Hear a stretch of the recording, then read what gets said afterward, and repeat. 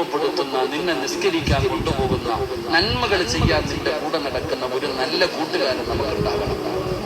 ആ കൂട്ടുകാരൻ പറഞ്ഞാൽ മതി അള്ളാഹിനോട്, നീ നല്ലവനായിരുന്നു, നീ നല്ലവളായിരുന്നു എന്ന് നിന്റെ ഫ്രണ്ട് പടച്ചവനോട് പറഞ്ഞാൽ മതി, നിനക്ക് സ്വർഗം കിട്ടുമെന്ന് നബിയുനാ റസൂലുള്ളാഹി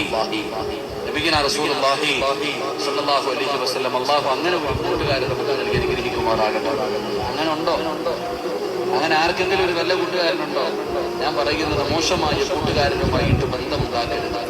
അവന്റെ കൂടെ നടന്നിട്ട് പ്രത്യേകിച്ച് പ്രയോജനമൊന്നുമില്ല. അവന്റെ കൂടെ കൂടിയാൽ അള്ളാഹുവിന്റെ ഖുർആൻ പറഞ്ഞ് നീ ഇങ്ങനെ കുത്തിനെ പിടിച്ച് നിർത്തും അള്ളാഹുടെ കോടതിയിൽ. എടാ വൃത്തികെട്ടവനെ, നീ ഒറ്റ ഒരുത്തനാളാ, നിന്റെ കൂടെ ഞാൻ നടന്നില്ലായിരുന്നെങ്കിൽ ഞാൻ രക്ഷപ്പെട്ടു പോയനെ എന്ന് നാളെ പരലോകത്ത് കിടന്നിട്ട് ശപിക്കുന്നവരെ നമുക്ക് കാണാം. അള്ളാഹു നമ്മളെ കാത്തുരക്ഷിക്കുമാറാകട്ടെ. അതുകൊണ്ടാണ് നബി തങ്ങൾ പറഞ്ഞത്, ഒരു മനുഷ്യൻ സ്വർഗത്തിലൂടെ നടക്കുകയാണ്, ഒരു ചെറുപ്പക്കാരൻ സ്വർഗത്തിലൂടെ നടന്നു പോകുന്നു. അള്ളാഹു ആ മനുഷ്യനോട് ചോദിക്കും, എന്താണ് ചങ്ങാതി നിനക്ക് സന്തോഷമില്ലാത്ത, എന്താ നിനക്കൊരു സന്തോഷമില്ലാത്ത?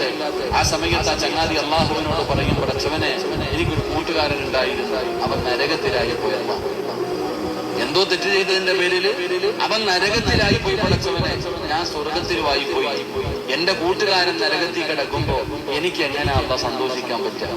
അപ്പൊ അള്ളാഹു ആ മനുഷ്യനോട് ചോദിക്കുന്നത്ര, നിനക്ക് അത്രയ്ക്ക് ഇഷ്ടമാണോ? ഇഷ്ടമാണല്ലോ. എന്നാ ഞാൻ പറയുന്നത്